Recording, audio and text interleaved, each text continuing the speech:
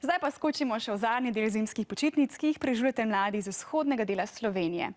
Hvala vam za poslane fotke počitniških dogodivščin.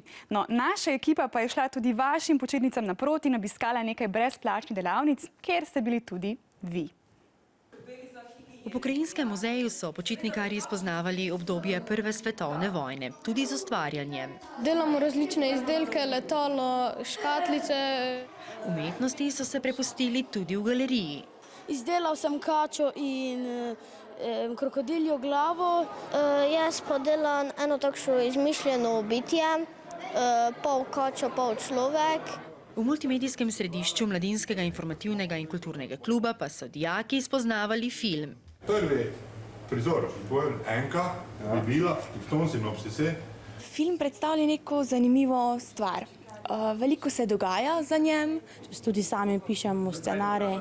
Naša zgodba govori o mladih fantih, ki se spontano odpravijo v gozd in tam tudi prenočijo. Že najmlajši šolarji povedo, kako je potrebno poskrbeti za zdrav duh ter krepke mišice. Tečemo, se razgibavljamo, se igramo med dvema ognjema. Če se ne bi razgibali, te bi samo ležali.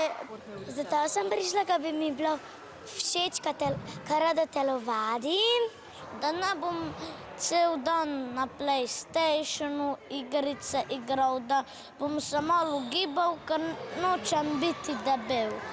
Predvsem pa je najpomembneje, da so si vsi nabrali moči za nova znanja v šolskih klopeh.